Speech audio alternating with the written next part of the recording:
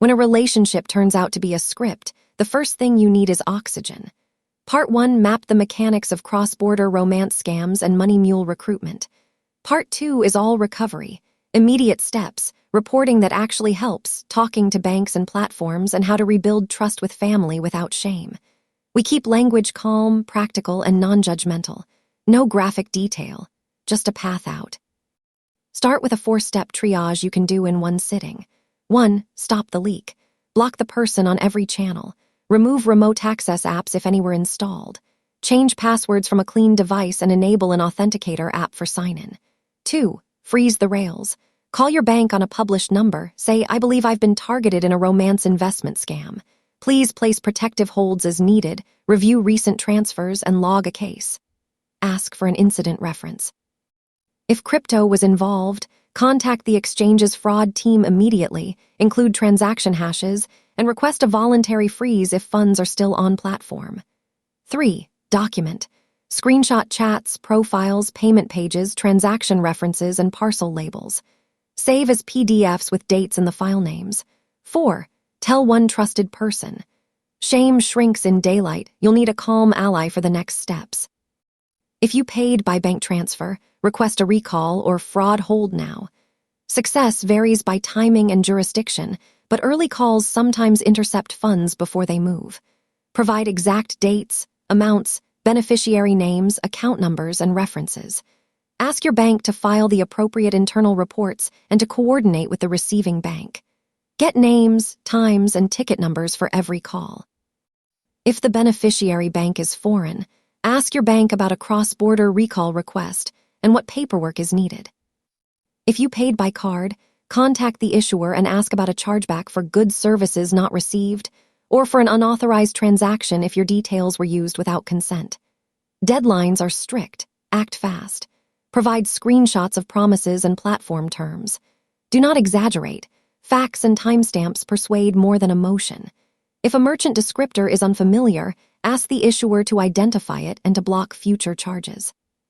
If you paid by crypto, act immediately with the exchange's abuse or fraud portal. Provide transaction hashes, wallet addresses, and the URLs of the fake platform.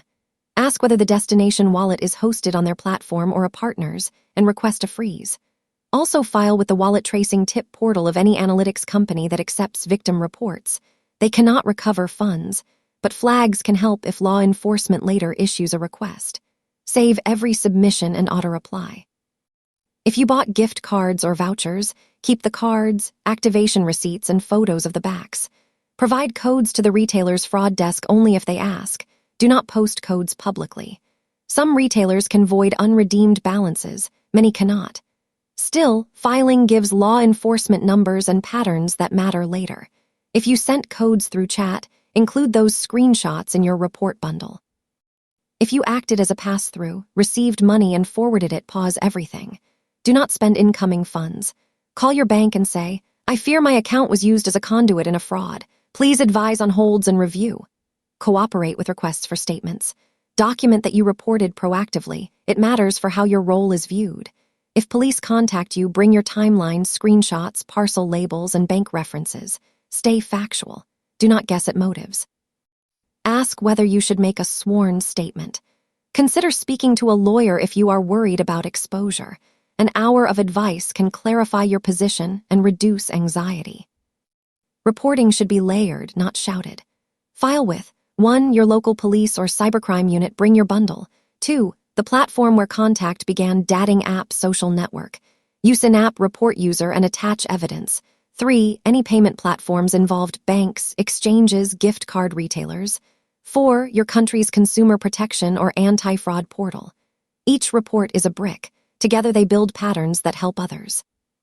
Ask for reference numbers and keep them in one document. How to talk to family without shame.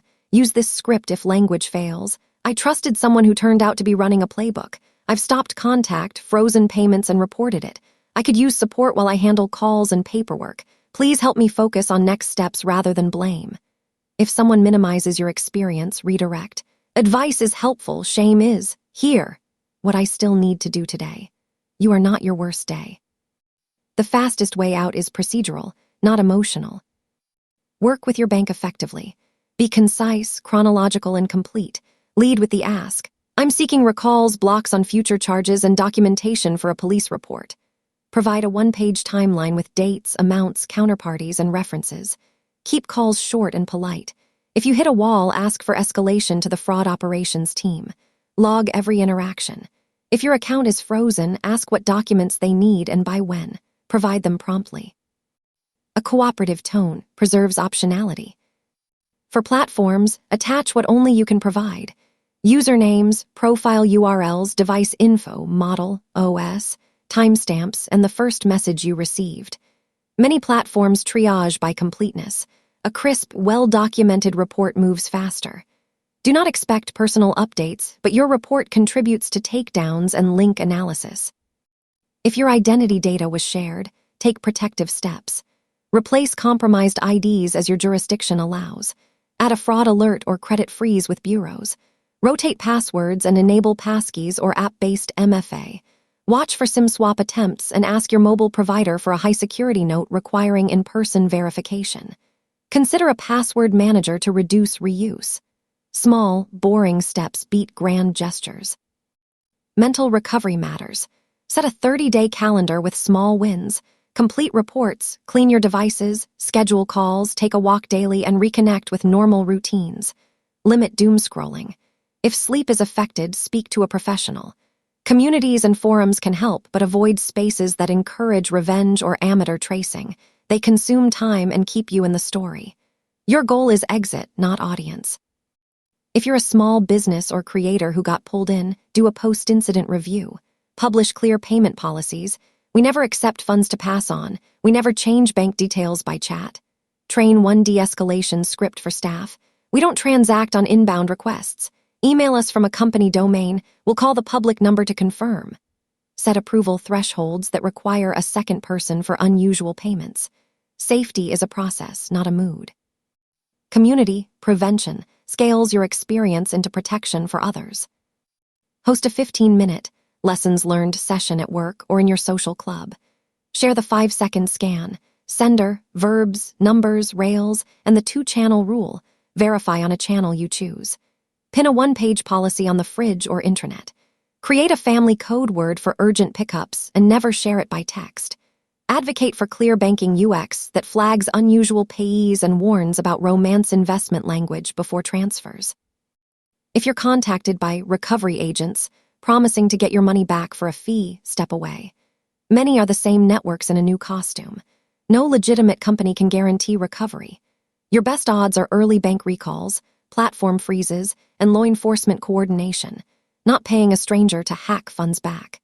If you hire help, choose regulated professionals and pay only for defined services like device forensics or legal advice, not for guaranteed recovery.